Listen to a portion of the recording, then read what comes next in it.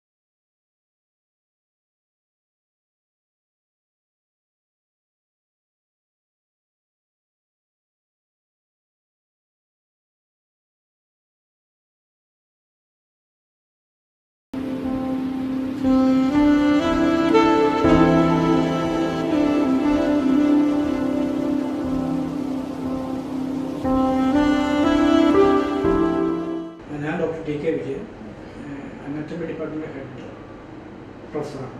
പിന്നെ അതുകൂടാതെ ഇപ്പം ഞാനിവിടെ ചെയ്യുന്നത് ഈ ശ്വാസകോശ സംബന്ധമായ രോഗങ്ങളെക്കുറിച്ചുള്ള റിസർച്ചാണ്. അത് 2014 മുതൽ ചെയ്തു വരുന്നുണ്ട്. വേറെ ഈ മറ്റ് ശാഖകളിൽ നിന്നും അലോപ്പതി പോലുള്ള അല്ലെങ്കിൽ ആരോഗ്യ ശാഖകളിൽ നിന്നും എന്നെ സഹായിക്കാനായിട്ട് ഡോക്ടേഴ്സുണ്ട്. ഹോമിയോപ്പതിയുടെ തന്നെ ഡിപ്പാർട്ട്മെൻറ്റിൽ നിന്നും ഡോക്ടർ അഭിരാജ്, അതേപോലെ തന്നെ എന്നെ സഹായിക്കാനായിട്ട് ഈ അതിൻ്റെ ലാബോറട്ടറി ലെവലുകൾ അല്ല അതിൻ്റെ ഫൈൻഡിങ്സുകൾ സഹായിക്കാനും അതിൻ്റെ നാനോ വിഭാഗത്തെക്കുറിച്ച് നാനോ ലെവലിനെ കുറിച്ച് മനസ്സിലാക്കാനും ഒക്കെ ആയിട്ട് ഡോക്ടർ നിർമ്മൽ ഘോഷ് PhD സയൻസിലാണ്. അങ്ങനെ പറയപ്പെടുന്ന ഡോക്ടർ അഭിരാജ്, ഡോക്ടർ നിർമ്മൽ അങ്ങനെ പറയുമ്പോൾ ആ ഡോക്ടേഴ്സൊക്കെ എന്നെ ഹെൽപ്പ് ചെയ്യുന്നുണ്ട്. കോളേജിൽ നിന്നും പ്രിൻസിപ്പൽ എല്ലാ സപ്പോർട്ടുകൊണ്ടാണ് നമുക്ക് ഈ റിസർച്ച് മുന്നോട്ട് കൊണ്ടുപോകാൻ പറ്റുന്നത്. കൃത്യമായി അങ്ങനെ മുന്നോട്ട് കൊണ്ടുപോയിരുന്നു. അന്നേരം എനിക്ക് മനസ്സിലായ ഏറ്റവും നല്ല മെഡിസിൻ പറഞ്ഞത് ഒന്ന് ആശ്രയം തന്നെയാണ്. അത് എനിക്കെന്ന് മാത്രമല്ല, ഹോമിയോപ്പതിക്കാരുടെ ഹോമിയോപ്പതിക്കാർ എല്ലാവരോടും ചോദിച്ചാലും അത് തന്നെയാണ് പറയുക. അതിനെക്കുറിച്ചൊരു റിസർച്ച് ചെയ്യുന്നത് മാത്രമാണ് ഞാൻ കൂടുതലായിട്ട് ചെയ്യുന്നത്. ഇപ്പം ഈ കോവിഡ് വ്യാപനം അതിരൂക്ഷമായിട്ട് നിൽക്കുന്ന ഒരു സമയമാണിത്. കേരളത്തിലാണെങ്കിൽ ലോകത്തിൽ മൊത്തം വളരെയധികം വ്യാപനം ഉണ്ടായിക്കൊണ്ടിരിക്കുകയാണ്. അപ്പോൾ ഹോമിയോ ഒരു പ്രിവെന്റീവ് മെഡിസിൻ ഇപ്പോൾ പുറത്തിറക്കിയിട്ടുണ്ട്. അത് നല്ല റിസൾട്ടാണ് പൊതുവെ വന്നുകൊണ്ടിരിക്കുന്നത്. ഇന്നലെ മുഖ്യമന്ത്രി തന്നെ പറയുകയുണ്ടായി ഹോമിയോ മരുന്ന് പ്രതിരോധ മരുന്നായിട്ട് കഴിക്കാമെന്നുള്ളത്. അപ്പോൾ ഇത് കുറച്ചുകൂടി നേരത്തെ ജനങ്ങളിലേക്ക് എത്തിയിരുന്നെങ്കിൽ ഇത്രയും അപകടകരമായ ഒരു സാഹചര്യം ഉണ്ടാകില്ലായിരുന്നു. അതപ്പോൾ കുറച്ചുകൂടി നേരത്തെ ഇത് ജനങ്ങളിലേക്ക് എത്തിയിരുന്നെങ്കിൽ കുറച്ചുകൂടെ നല്ലതായിരുന്നു തോന്നിയിട്ടുണ്ട്. അത് ശരിയായൊരു വിഷയമാണ്. കുറച്ചുകൂടെ നേരത്തെ എത്തിയിരുന്നെങ്കിൽ കുറച്ചുകൂടെ ഫലപ്രദമായി ഇതിനെ തടയാൻ സാധിക്കുമായിരുന്നു. ശരിക്കും ആയുഷ് വകുപ്പ് ഇതിന്റെ നേരത്തെ തന്നെ കൊടുക്കാനാണ് അവിടെ ഉത്തരവിറക്കിയിട്ടുണ്ട്. അത് കേന്ദ്ര ഗവൺമെന്റിന്റെ ആഭിമുഖ്യത്തിൽ തന്നെ സംഭവിച്ചിട്ടുണ്ട്. അത് രാജസ്ഥാനിലായിട്ട് ഡൽഹിയിലൊക്കെ അങ്ങനെ കൃത്യമായിട്ട് കൊടുത്തതിന്റെ റിസൾട്ടൊക്കെ ഒന്നാമത് തന്നെ പറയുന്നുണ്ട്. അവിടുത്തെ ഹെൽത്ത് സെക്രട്ടറി തന്നെ അത് അനൗൺസ് ചെയ്യുന്നുമുണ്ട്. മറ്റ് സ്ഥലങ്ങളിൽ പ്രത്യേകിച്ച് കേരളത്തിൽ അത് കുറച്ച് താമസിച്ചു പോയി. അതിന് പല കാരണങ്ങളുണ്ടാവാം. കാരണങ്ങളൊന്നും ഞാൻ ഇപ്പം പറയുന്നില്ല. പക്ഷേ ഈ കാരണങ്ങൾ പലതും ഉണ്ടാവാം. പക്ഷെ കുറച്ച് താമസിച്ചു പോയി എന്നൊരു തോന്നൽ എനിക്കും ഉണ്ടായിട്ടുണ്ട്. അത് പൊതുവെ ഹോമിയോപ്പതിക്കാർക്ക് മൊത്തം ഉണ്ടായിട്ടുണ്ട്. അപ്പോൾ ഈ മരുന്ന് പുറത്തിറക്കിയിട്ട് ഇപ്പോൾ എത്ര നാളായി? ശരിക്കും ആഴ്സനിക് ആൽബം, ആഴ്സനിക് എന്ന് പറഞ്ഞാൽ ആഴ്സനിക് അതിന്റെ പോയിസണാണ്. അതിന്റെ പോയിസണൊക്കെ മാറ്റിയിട്ട് കൃത്യമായി ഹോമിയോപ്പതിക് പ്രിപ്പറേഷനിലൂടെ പോയിസണൊക്കെ മാറ്റി അതിന്റെ ഒരു 30 പൊട്ടൻസി ആണ് ഇപ്പോൾ നമ്മൾ ഉപയോഗിക്കുന്നത്. ആ 30 പൊട്ടൻസി ഉപയോഗിക്കാൻ തുടങ്ങിയിട്ട് ഏകദേശം ഹനിമാന്റെ കാലത്തോളം തന്നെ അതിന് പഴക്കമുണ്ട്. ഹനിമാൻ ഈ മരുന്ന് കണ്ടുപിടിക്കുന്ന ആ സമയം വരെ അന്ന് മുതൽ ആഴ്സനിക് ആൽബം എന്ന മരുന്ന് ഹോമിയോപ്പതിയിൽ ഉപയോഗിക്കുന്നത് തന്നെയാണ്. ആ ഉപയോഗിക്കുന്ന മരുന്ന് കോവിഡിന് ഫലപ്രദമാണെന്ന് കണ്ടുപിടിക്കുന്നത് അടുത്തിടെയാണെന്നേ ഉള്ളൂ. പൊതുവേ മഴക്കാലജന്യ രോഗങ്ങൾ, പ്രധാനപ്പെട്ട വൈറൽ, അതുപോലെ തന്നെ ശ്വാസമുട്ടൽ, അങ്ങനെ പറയപ്പെടുന്ന അസുഖങ്ങൾക്കൊക്കെയും ഉപയോഗിച്ചുകൊണ്ടിരിക്കുന്ന ഒരു മരുന്ന് തന്നെയാണ് ആഴ്സനിക് ആൽബം. അപ്പോൾ മുതിർന്നവർക്ക് ഒരു രീതിയിൽ, കുട്ടികൾക്ക് ഒരു രീതി അങ്ങനെയാണല്ലോ. അപ്പോൾ ഈ കുട്ടികൾ വരുമ്പോൾ ഏത് പ്രായത്തിലുള്ള കുട്ടികൾക്ക് കൊടുക്കാം, അതോ പ്രായഭേദമന്യേ ഏത് കുട്ടികൾക്കും കൊടുക്കാൻ സാധിക്കും മരുന്ന്?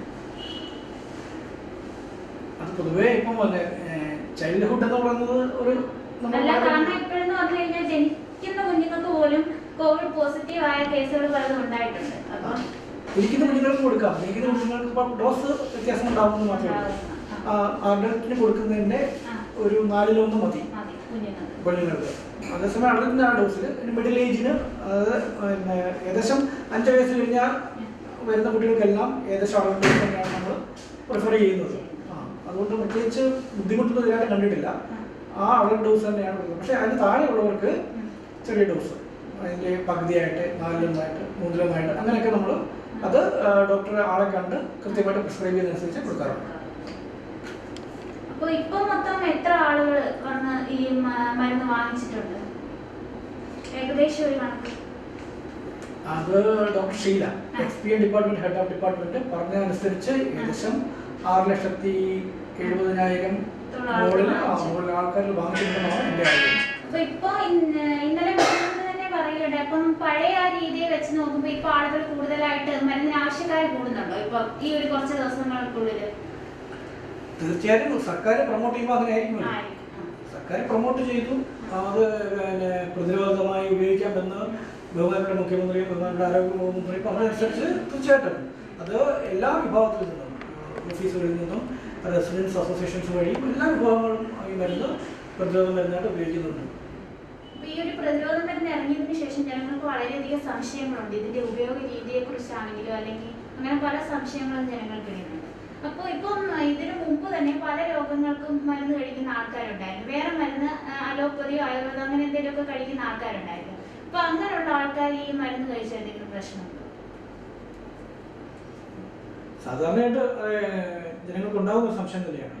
പക്ഷെ ഇപ്പോൾ ഈ കോവിഡ് ഇതുപോലെ വ്യാപിക്കുന്ന സമയത്ത് മറ്റു അസുഖങ്ങൾ മരുന്ന് കഴിക്കുന്നവർക്കും ഈ മരുന്ന് കഴിക്കാം, പ്രതിരോധ മരുന്ന് കഴിക്കാം. പക്ഷെ അത് കൃത്യമായ ഇടവേള വേണം. അത് എക്സ്പീരിയൻ ഡിപ്പാർട്ട്മെന്റ് കൃത്യമായിട്ട് പറഞ്ഞിട്ടുണ്ട്. ആ ഇടവേളകളനുസരിച്ച് വേണം അത് കഴിക്കാൻ. ഇടവേളകൾ ഇപ്പം രാവിലെ വെറും വയറ്റിൽ കഴിക്കുന്നു, അപ്പം 3 ദിവസം കഴിക്കുന്നു. 3 ദിവസം കഴിച്ചു കഴിഞ്ഞാൽ ആ സമയത്ത് തന്നെ വൈകുന്നേരങ്ങളിൽ, രാത്രി കാലങ്ങളിലോ അല്ലെങ്കിൽ അലോപ്പതി മരുന്ന് കഴിക്കേണ്ട ആ സമയത്ത് ചിലപ്പം ആഹാരത്തിന് രാവിലെ വെറും വയറ്റിൽ കഴിക്കുന്ന അലോപ്പതി മരുന്നോ ആയുർവേദ മരുന്നോ ഒന്നും കാണില്ല എന്നുള്ളതാണ് എൻ്റെ ഒരു വിശ്വാസം. വെറും വയറ്റിൽ കഴിക്കണമെന്ന് പറഞ്ഞു കഴിഞ്ഞാൽ ഈ ഹോമിയോ മരുന്ന് വളരെ സെൻസിറ്റീവ് ആയിട്ടുള്ള മരുന്ന്. വെച്ച് കഴിഞ്ഞാൽ അതിൻ്റെ പ്രശ്നം എന്ന് വെച്ച് കഴിഞ്ഞാൽ ആ ഡോസ് അനുസരിച്ച്, പൊട്ടൻസി അനുസരിച്ച് സെൻസിറ്റിവിറ്റി കൂടും. അപ്പോൾ ആ ഫുഡിൻ്റെയോ അല്ലെങ്കിൽ അതുപോലുള്ള എരിവ് പുളിയൊക്കെ ഉണ്ടെങ്കിൽ അത് ചിലപ്പോൾ അഡ്വേഴ്സ് എഫക്റ്റ് ഉണ്ടാകാം. അതുകൊണ്ട് തന്നെയാണ് ഇത് ഈ ആഹാരത്തിന് മുമ്പ് 1 മണിക്കൂർ മുമ്പ് കഴിക്കണമെന്ന് പറഞ്ഞത്. അതേസമയം അത് കഴിച്ച് അബ്സോർബ് ചെയ്ത് അത് കഴിഞ്ഞാൽ പിന്നെ ഒരു പ്രശ്നം വരുന്നില്ല. പിന്നെ അത് കഴിഞ്ഞ് ഫുഡ് കഴിച്ച് കഴിഞ്ഞാൽ ഏകദേശം ഫുഡ് കഴിച്ച് കഴിഞ്ഞായിരിക്കും അലോപ്പതി മരുന്നോ ആയുർവേദ മരുന്നോ അത് കഴിക്കുക. അപ്പോൾ അത് കഴിച്ച് പോകാം. അത് കൃത്യമായും വളരെ കഴിക്കേണ്ട അല്ലെങ്കിൽ കാലമായിട്ട് കഴിച്ചുകൊണ്ട് വരുന്ന, കണ്ടിന്യൂ ചെയ്ത് വരുന്ന ആൾക്കാർ. ഇപ്പോൾ ഡയബറ്റീസ് ചിലപ്പോൾ ഇൻസുലിൻ എടുക്കേണ്ടി വരുന്നുണ്ട്. ആ ഇൻസുലിൻ എടുക്കേണ്ടത് തന്നെയാണ്. അല്ലെങ്കിൽ ഈ മരുന്ന് കഴിച്ചുകൊണ്ട് ഇൻസുലിൻ അതിന് അത് സപ്ലിമെൻ്റ് ആവുന്നില്ല. അപ്പോൾ ഇൻസുലിൻ എടുക്കേണ്ട സമയത്ത് ഇൻസുലിൻ എടുത്തിരിക്കണം. അപ്പൊ അങ്ങനെ വേറെ എന്തെങ്കിലും മരുന്ന് കഴിക്കുന്ന ആൾക്കാർ ഡോസ് കൂട്ടി കഴിക്കണമെന്ന് എന്തെങ്കിലും ഉണ്ടോ? ഇല്ല, ഡോസ് ഇത് തന്നെ. ഡോസ് ഇത് തന്നെ. അത് ഈ ഡോസ് കൂട്ടി കഴിക്കേണ്ടി വരുന്നത് ചിലപ്പോൾ ഈ കോവിഡുമായിട്ട് പ്രത്യേകിച്ച് ബന്ധപ്പെട്ട് നിൽക്കുന്ന ആൾക്കാർ അത് ഡോസ് കൂട്ടി കഴിക്കേണ്ടി വരുന്ന മിക്കവാറും ക്രിയേറ്റീവ് ലെവലിലേക്ക് വരുന്നത്. അല്ലെങ്കിൽ അതുമായിട്ട് കൂടുതലായിട്ട് ബന്ധപ്പെട്ട് നിൽക്കുന്ന ആൾക്കാർക്ക് ചിലപ്പം ഒരു ഡോക്ടറുടെ അഡ്വൈസ് പ്രകാരം ചിലപ്പോൾ ഒരു മാസം എന്നുള്ളത് ചിലപ്പോൾ ഒരു 2 ആഴ്ചയൊക്കെ ഇടയ്ക്ക് കഴിക്കേണ്ടി വരും. അത് രോഗിയെ കണ്ടിട്ട് ഡോക്ടർ അഡ്വൈസ് ചെയ്യുന്നതനുസരിച്ച് കഴിക്കേണ്ടി വരും. അപ്പൊ ഈ ഒരു മരുന്നും പ്രിവെന്റീവ് തന്നെയാണ് അല്ലേ? അപ്പൊ പല ആൾക്കാർക്കും ഉള്ള ഒരു സംശയമാണ് ഇത് അലോപ്പതി മരുന്നാണെന്നുള്ളത്. ഈ ഒരു പാക്കിംഗ് എടുക്കണം, ഇത് ഒരു അലോമനിയം ഫോയിലില്ല, അത് ശരിക്കും പാക്ക് ചെയ്യുന്നതിന് മാത്രമേ ഉള്ളൂ. ഇത് ശരിക്കും ഹോമിയോപ്പതി മരുന്ന് തന്നെയാണ്. ഇത് സ്ട്രിപ്സിൽ കൊടുക്കുന്ന മാത്രമേ ഉള്ളൂ. ഇത് പിൽസിൽ കൊടുക്കുന്നു, സ്ട്രിപ്സിൽ കൊടുക്കുന്നു. അത് വ്യത്യാസമേ ഉള്ളൂ. പിൽസിൽ കൊടുക്കുന്ന ഡോസാണ് ഞാൻ പറഞ്ഞത്. ഇപ്പോൾ SPM ഡിപ്പാർട്ട്മെന്റിൽ ഇതിന് ഡോസ് ഒരു ഗുളിക വെച്ചാൽ അതേ ആ അളവ് അത് തന്നെ, മീൻസ് ഡേ ഡ്യൂറേഷൻ അത് തന്നെ. പക്ഷേ ഇത് കഴിക്കേണ്ട ഡോസ് ഒരു ഗുളിക വെച്ച്, കുട്ടികൾക്കാകുമ്പോൾ ഒരു 1/2 ഗുളിക വെച്ച്, ആ ഒരു വ്യത്യാസം മാത്രമേ. അത് പ്രിവെന്റീവ് ആണ്. അത് സർക്കാർ ആശുപത്രികളിൽ നിന്ന് ലഭ്യമാകുന്നുണ്ട്. ഇതെല്ലാം സർക്കാർ ശരിക്കും പറഞ്ഞു കഴിഞ്ഞാൽ ഇത് പ്രതിരോധം കൊടുക്കാമെന്ന് പറയുമ്പോൾ തന്നെ സർക്കാർ ഫണ്ടിങ്ങിലൂടെ എല്ലാ ഹോമിയോ ഡിസ്പെൻസറികളിലും എല്ലാ ഹോമിയോ മെഡിക്കലിലും ഫ്രീ ആയിട്ടാണ് കൊടുക്കുന്നത്. ചില ചാനലുകളിലൊക്കെ ഇത് 5 രൂപയേ ഉള്ളൂ എന്നൊക്കെ കാണുന്നുണ്ട്. 5 രൂപ 10 രൂപ. അതെ, അതിൻ്റെ ആവശ്യമേ ഇല്ല. 5 രൂപ ചിലപ്പം വരുന്ന അവിടെ വരുന്ന രോഗികൾക്ക് ഇതിലെടുക്കാൻ ഉപയോഗിക്കാം, ഒ പി ടിക്കറ്റിൻ്റെ. അപ്പം അതിൻ്റെ ഒരു ആവശ്യമില്ല. ഒരു ലെറ്റർ ഉണ്ടെങ്കിൽ SPM ഡിപ്പാർട്ട്മെന്റ് ഒരു ലെറ്റർ ഉണ്ടെങ്കിൽ ആ ലെറ്റർ കൊടുത്തു കഴിഞ്ഞാൽ SPM ഡിപ്പാർട്ട്മെന്റ് കൊടുത്തു കഴിഞ്ഞാൽ സൗജന്യമായി എത്ര ആൾക്കാർ കാണുമ്പോൾ അവിടെ ഡിസ്ട്രിബ്യൂട്ട് ചെയ്യുന്നു. അത് തന്നെ. ചില ഹോസ്പിറ്റലിൽ നിന്ന് കിട്ടുന്നത് ഈ സ്ട്രിപ്സിലുള്ള ടാബ്ലറ്റ്സ് ആണ്, ചിലർക്ക് കിട്ടുന്നത് ഈ പിൽസാണ്. ആ വ്യത്യാസം മാത്രമേ ഉള്ളൂ. അപ്പൊ ഈ ഒരു മരുന്ന് നേരത്തെ തന്നെ കണ്ടുപിടിച്ചതാണെന്ന് പറഞ്ഞു. അപ്പൊ അത് ഈ കോവിഡ് വരുന്നതിന് മുമ്പ് ഇത് എന്തിനുള്ള മരുന്നായിട്ടായിരുന്നു ഉപയോഗിച്ചിരുന്നത്? ആർസെനിക് ആൽബം എന്ന് പറയുന്ന മരുന്ന് ജനറലായിട്ട് ഉപയോഗിച്ചുകൊണ്ടിരിക്കുന്നത് പ്രധാനമായിട്ടും ശ്വാസകോശ സംബന്ധമായ രോഗങ്ങൾക്കാണ്. അതോടൊപ്പം തന്നെ വയറിളക്കം പോലുള്ള അസുഖങ്ങൾ ഉപയോഗിക്കുന്നത്. അതാണ് പ്രധാനമായിട്ട് ഉപയോഗിക്കുന്നത്. അപ്പോൾ ഈ ശ്വാസകോശം പോലുള്ള രോഗങ്ങൾക്ക് ഉപയോഗിക്കുന്നത് കൊണ്ട് തന്നെ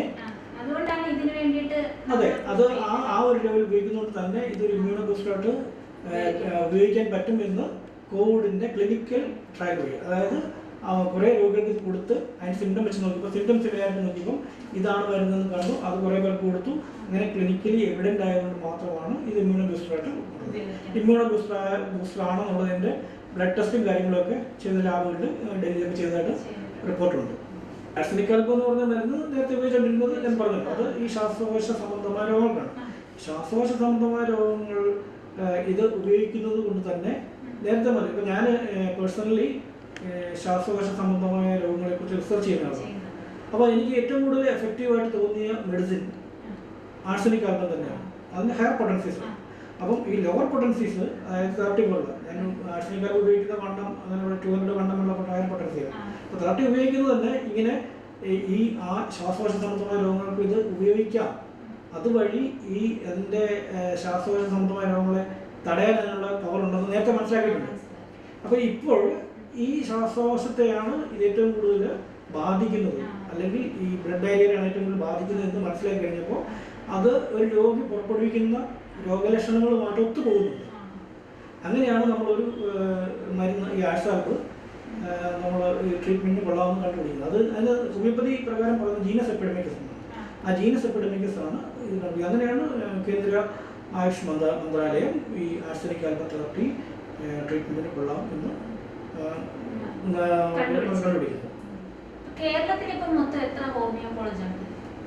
കേരളത്തിൽ പ്രൈവറ്റ് സെക്ടറിൽ 3 ഹോമിയോ കോളേജും ഗവൺമെന്റ് സെക്ടറിൽ ട്രിവാൻഡ്രം കോഴിക്കോടുമായിട്ട് 2 ഗവൺമെന്റ് ഹോമിയോ മെഡിക്കൽ കോളേജുകളും.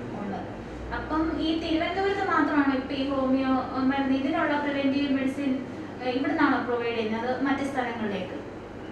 അല്ലല്ല, എല്ലാ ഹോമിയോ കോളേജുകളിലും, അത് മാത്രമല്ല എല്ലാ ഡയറക്ടറേറ്റ് കീഴിലുള്ള ഹോമിയോ ഡിസ്പെൻസറികളിലും ഇത് കൊടുക്കുന്നുണ്ട്.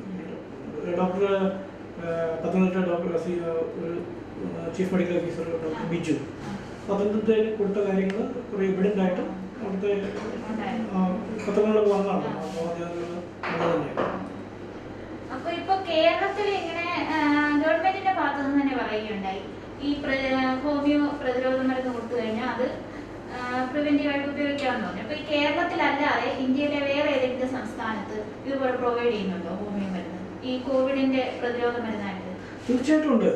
ഇത് അത് ഞാൻ പറഞ്ഞില്ല, കേന്ദ്ര ആയുഷ് വകുപ്പാണ് ഇത് ആധിപത്യം ഇറക്കുന്നത്. അതുകൊണ്ട് തന്നെ ഡൽഹി, രാജസ്ഥാൻ എന്ന് പറയുന്ന സ്ഥലങ്ങളിൽ കൃത്യമായും ഇത് കൊടുത്തിട്ട് അത് പ്രിവെന്റീവായിട്ട് മാത്രമല്ല ക്യൂറേറ്റീവായിട്ട്, അതായത് രോഗികൾക്ക് കൊടുക്കുന്നതായിട്ട് നെഹ്റു ഹോമിയോ മെഡിക്കൽ കോളേജ് ഡൽഹിയിൽ ഇവിടെ തന്നെ പഠിച്ചിറങ്ങിയ ഡോക്ടേഴ്സ് അവിടെ വർക്ക് ചെയ്തിട്ടുണ്ട്. അവർ കൊടുക്കുന്നതായിട്ട് നമുക്ക് റിപ്പോർട്ട് കിട്ടിയിട്ടുണ്ട്. അവർ കൃത്യമായിട്ടും അവർ അതിനെക്കുറിച്ച് നമുക്ക് വാട്സപ്പ് വഴിയൊക്കെ മെസ്സേജ് അയക്കാറുണ്ട്. കൃത്യമായി കൊടുക്കുന്നതും അതിന് ക്യൂറേറ്റീവായിട്ട് തന്നെ കൊടുക്കുന്നത്, അതായത് രോഗികൾക്ക് നേരിട്ട് കൊടുക്കുന്നതായിട്ട് അതിന് കൊടുക്കുന്ന മെഡിസിനെ കുറിച്ച് ഒരു 10-15 മെഡിസിന് ഇൻഡിവിജ്വാലിറ്റി അനുസരിച്ച് ഓരോരുത്തരുടെയും വ്യത്യസ്തത അനുസരിച്ച് കൊടുക്കുന്നതായിട്ട് അത് തന്നെ പറഞ്ഞിട്ടുണ്ട്. അതുകൊണ്ട് ക്യൂറേറ്റീവായിട്ട് കൊടുത്തേക്കുന്നത് ഡൽഹിയിലും രാജസ്ഥാനിലും ഒക്കെയാണ്, ഡൽഹിയിൽ പ്രത്യേകിച്ച്. കേരളത്തിലെ ആദ്യമായിട്ട് പത്തനംതിട്ട ജില്ലയിലായിരുന്നല്ലോ ഇത് വിതരണം ചെയ്യാൻ തുടങ്ങിയത് പ്രതിരോധ മരുന്ന്. അത് കഴിഞ്ഞിട്ട് പിന്നെ അവിടെ വിവിധ ഗ്രാമപഞ്ചായത്തുകൾ വഴിയും ഹെൽത്ത് സെന്ററുകൾ വഴിയും ഒക്കെ എല്ലാവർക്കും കൊടുത്തിട്ട് വളരെയധികം വിജയകരമായി അല്ലേ? അപ്പം അതിനെ കുറിച്ച് എന്താണ് പറയുന്നത്? അതെ, പന്തളം നഗരസഭയിലാണ് അത് കൃത്യമായ ഒരു ക്ലിനിക്കൽ എവിഡൻ്റോടെ കൊടുത്തുകൊണ്ടിരിക്കുന്നത്. പിന്നെ എടപ്പാളിൽ കൊടുത്തിട്ടുണ്ട്. പന്തളം നഗരസഭയിൽ നിന്ന് കൊടുക്കുന്നത് ഒരു കോവിഡ് കണ്ട് പോസിറ്റീവായ കുറേ 1-2 പേഷ്യൻറ്റിനെ ബന്ധപ്പെട്ട ആൾക്കാർക്കാണ് പ്രതിരോധമായി കൊടുക്കുന്നതും. ആ കൊടുത്തത് എല്ലാം ഫലപ്രദമായത് നഗരസഭ തന്നെ സർട്ടിഫൈ ചെയ്തിട്ടുണ്ട്. അതിൻ്റെ കൂടുതൽ വിശദാംശങ്ങൾ ഡോക്ടർ ബിജുവിനും അറിയാം. അത് പത്രമാധ്യമങ്ങളിൽ വന്നതാണ്, നമ്മളും അറിയാവുന്നത്. അത് എല്ലാവരും അറിയാവുന്നത് തന്നെ ഒരു വസ്തുതയായിട്ട് നിലനിൽക്കുന്നു. കൂടുതൽ വാർത്തകൾക്കും നേരിന്റെ തിരിച്ചറിവുകൾക്കുമായി ഞങ്ങളുടെ യൂട്യൂബ് ചാനൽ സബ്സ്ക്രൈബ് ചെയ്യുക, വെബ്സൈറ്റ് സന്ദർശിക്കുക.